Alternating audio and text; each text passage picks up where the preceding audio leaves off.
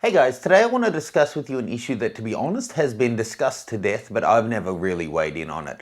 And that is, do you need to shoot RAW all of the time? In my opinion, no.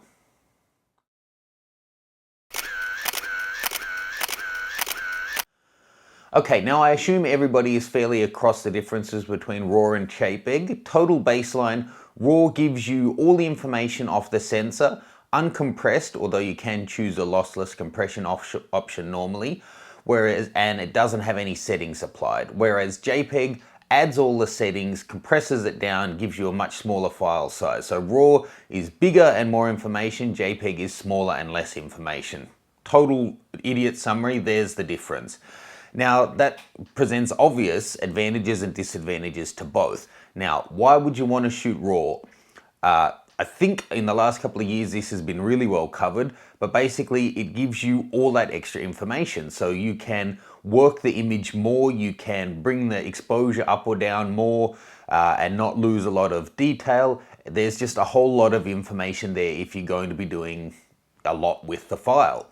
Whereas JPEG, there's less there. But there's a couple of things I want to draw out here. First of all, I shoot both at the same time and individually at different times. So if I'm shooting for publication, for large prints, things that I know are going to need a lot of editing, then yep, I'll shoot them in RAW, I'll edit them up, and then if it's, to be printed really large, I export it as TIFF, and then that's the ideal workflow.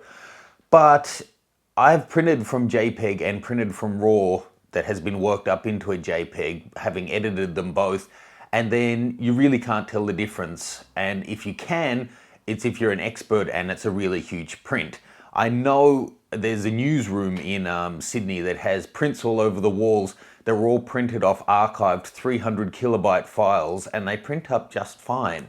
So don't get misled to think that if you're going to print, it absolutely has to be RAW from the beginning. You can edit JPEG and get good results. That's just a fact. Yes, there's going to be more detail and more you can do with the RAW. That's also almost a fact.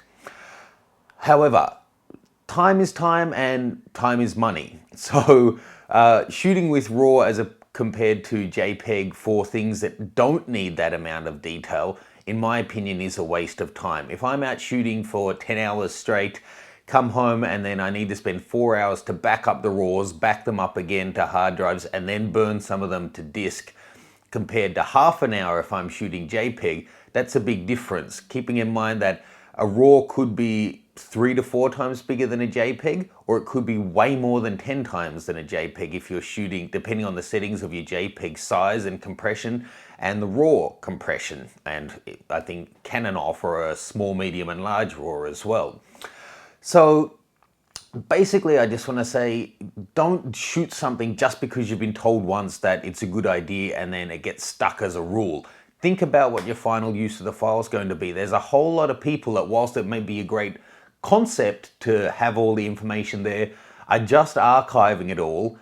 99.9% of their stuff goes onto Facebook, Flickr, or 500 pics or one of those sites in 12 or 800 resolution on the long side, where having all that extra information makes no difference. They're printing 1 or 2 shots a month or a year even, and they're not doing a whole lot of work to stuff. So why clog up your hard drives and your memory cards with huge files with all this information that you're not using? If you're going to use the argument that it's because that's the way to get the best out of your camera and that's the way to get the maximum color and the best tones and all of that sort of thing, well then I hope you're shooting at 80 to 100 ISO with the best possible glass at around 5.6 to f8 on a tripod, because that's how you get the best out of your camera. But that's not how we use them. We push the ISO, we change our settings and change the way that we shoot to suit the final use of the file and the image that we have in mind. So I think it should be the same for everything, including the file format that you're saving to. Once you've watched a movie that you've downloaded, you don't keep a fully uncompressed movie on your hard drive either. You keep a far smaller file that's been compressed down. When I'm shooting things that I'm not sure what the final use is going to be, and it's not that often, then I'll shoot RAW and JPEG together. At the end of the job, decide whether I need to archive the RAWs or only keep the JPEGs. But, none of my shots from a friend's birthday party have ever been run on the National Geographic cover. So for all of that personal stuff, JPEG. For stuff that I know is only going to be used online, JPEG. Stuff that I know isn't going to need to be edited much, and I'm in control of the lighting and there's no variables that are unexpected, JPEG. If it's more challenging, if it's got more editing required, or it's going to be printed really large, then I shoot RAW. And I think you should think about what your final use of the files is going to be and decide for yourself what's going to be the best option for you. Memory cards and hard drives are getting cheaper, but the memory card I'm recording on now is still several $100s, and I travel with heaps of them. So you don't want to have to keep doubling and doubling and doubling as your camera resolutions go from 12 to 16 to 24 to 36. It gets a bit mental. Just my 2 cents. Love to hear what you think. Leave me any questions or comments. Click the like, click the subscribe, and you can jump onto that nikonguy.com and sign up for our mailing list. See ya.